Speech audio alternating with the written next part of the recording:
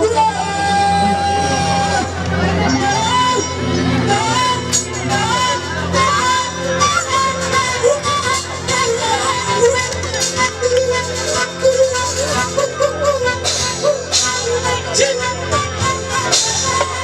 beaucoup. Déjà, le festival est à sa 6e édition. Oui, on rend grâce à Dieu. Voilà, donc on remercie aussi toute l'équipe du Baol Film Festival et tous les jeunes cinéastes du Sénégal. Bon, comme nous le savons tous, organiser au Sénégal un événement cinématographique dans les régions, ce n'est pas du tout facile. Mais véritablement, on a toujours été animé par ce sentiment de vouloir décentraliser les activités cinématographiques au niveau des régions et les opportunités culturelles qui existent dans le secteur de la culture et de l'industrie créative. Voilà, donc depuis à l'Université Cheikh Anta Diop de Dakar, voilà, bon, j'ai été accompagné par mon défunt professeur Moucha Abdelaziz Boye, que son âme repose en paix, qui m'avait demandé véritablement de rédiger un projet qui consistait à intervenir dans les régions. Et pratiquement, c'est là-bas où est partie l'idée du Baol Film Festival. Donc l'objectif est très simple. C'est véritablement d'abord de décentraliser les activités cinématographiques pour permettre aux jeunes des autres localités hors de Dakar de connaître d'abord qu'est-ce que c'est que le cinéma ou bien de renouer avec le cinéma, mais aussi d'offrir des opportunités et des cadres d'expression, d'échange et de partage avec les acteurs du cinéma sénégalais. Voilà, donc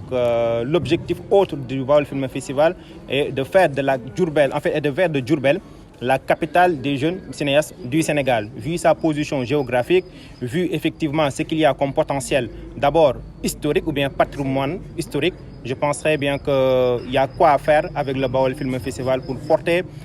Diourbel au plus haut sommet sur le plan culturel. Et aussi véritablement favoriser ce qu'on appelle le tourisme religieux, qu'on entend très peu dans notre pays. Et Diourbel a sa place. Voilà, avec les sites historiques que nous détenons, je penserais bien qu'il est temps de mieux l'exploiter et de bien l'exploiter pour le bon déroulement de notre développement d'abord culturel, mais aussi identitaire, voilà, dans un monde où tout est globalisé, tout est uniformisé. Mais pratiquement, je pense qu'avec le Baol Film Festival, nous sommes véritablement décidés, voilà, à faire le maximum pour pouvoir relever ces défis-là, pour que véritablement les années à venir, qu'on puisse véritablement avoir beaucoup d'invités qui vont venir de tous les pays du monde, de tous les contrées du monde, pour pouvoir venir découvrir Diourbel. Ce festival va durer combien de jours et qu'est-ce qui est retenu au menu? Bon, ce festival va durer 3 jours. Donc, comme on va commencer ce vendredi-ci avec la cérémonie d'ouverture, avec la projection effectivement du film de Djom de Ababakar Samb Mahram, voilà, qu'on a parrainé cette 6e édition avec le prix du public, qui sera dédié véritablement à son nom pour immortaliser cette figure emblématique du cinéma sénégalais, comme nous l'avons fait l'année dernière avec le feu Abdelaziz Boye. Voilà, donc cette année, nous l'avons refait avec Ababakar Samb Mahram. De passage, nous remercions sa fille, Gaël Sam, et le Fonds d'archives national du Sénégal, qui sont là présents avec nous, pour nous accompagner, pour qu'on puisse relever ces défis ensemble. Voilà, donc il y aura aussi des projections de films. Parmi les centaines de films qu'on a reçus partout dans le monde, 15 a été sélectionnés et ces 15-là vont être en compétition et 3 seront primés, tant sur le plan film, meilleur film jeune avec le grand prix Abdelaziz Boye, mais meilleur film le prix du public, mais aussi le prix meilleur interprète. Voilà, donc ce sont ces prix-là qui seront en compétition et nous allons véritablement finir le Baol Film Festival le dimanche à Darussalam et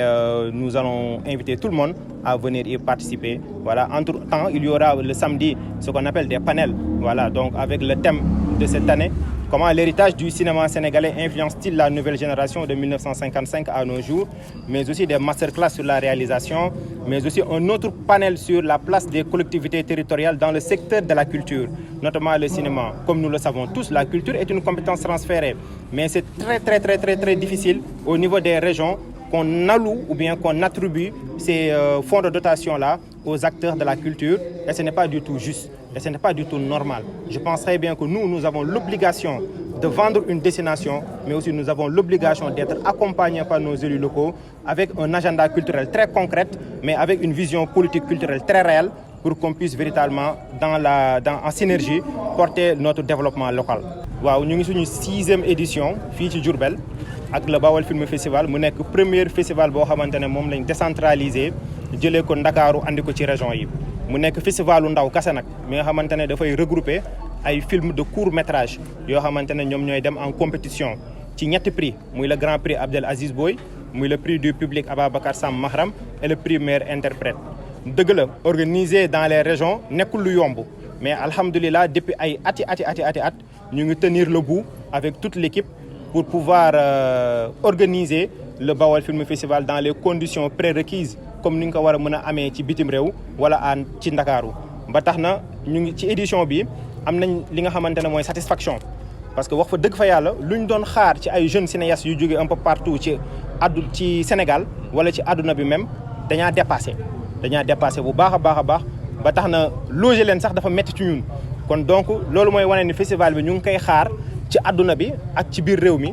xëy na at yii di ñëw dinañ mën a jël suñuy disposition ak ñi nga xamante ne ñooy suñu collaborateur wala suñuy partenaire technique wala financier mu nekk la direction de la cinématographie mais aussi di inviter yeneen collaborateurs ak yeneen partenaires ñu xam ne région yi nga xamante ne ñoom ñoo nekk ci biir Sénégal notamment Diourbel am na potentialité yoo xamante ne il faudra que ñu exploiter ko te mënuñu ko jaaree fenn fudul culture te bu ñu waxee culture tudd cinéma je pense que ëmb na lépp parce que mooy 7e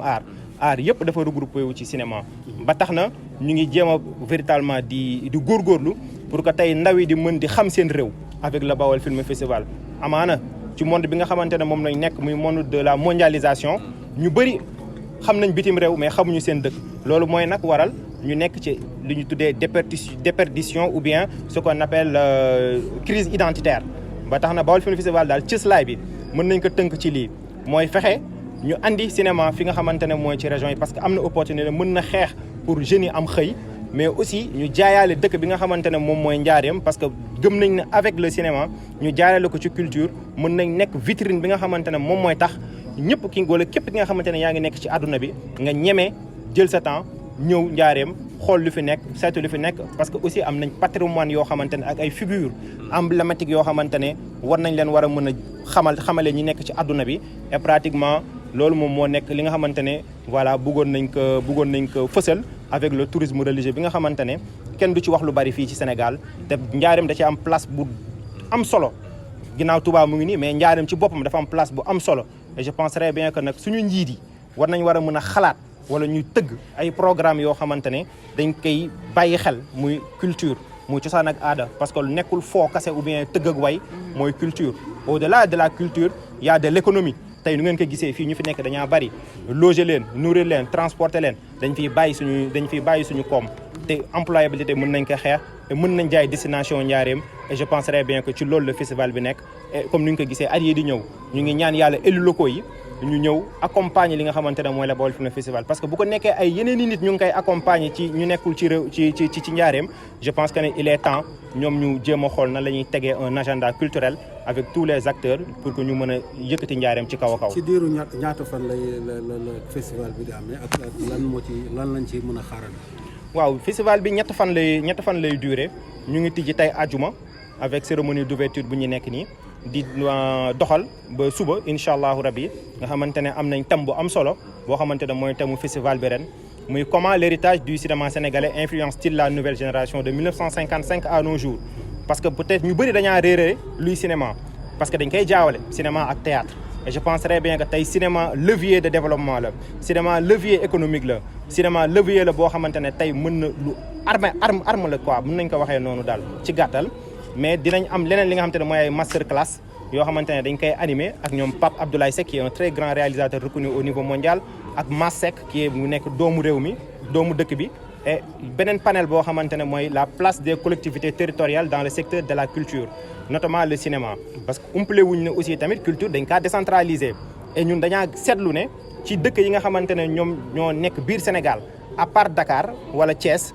dëkk yu ci bari dañuy jël culture ñu relégué ko au second plan xaw ma ñu nag ndax dañ kaa xamul njëriñu culture wala dañaa xamul luy culture ñaar yooyu moom dañ koy laaj mais lu ci ëpp solo mooy jot na ñoom ñu tëggaat li nga xamante ne moom mooy seen fonds de dotation yi nu ñu koy répartir xam ne culture tey dafa nekk levier boo xamante ne dafa am solo parce que on parle d'industrie culturelle créative voilà donc tamit ñun acteurs ñun ñoo mën a sensibiliser suñu élus locaux yi mais imposer leen aussi ci seen programme que ça soit le président de la République que ça soit les maires ñuy am une politique culturelle régionale wala départementale wala locale pour que tey ñu mën a booster li nga xamante ne mooy développement gox-goxaat yi.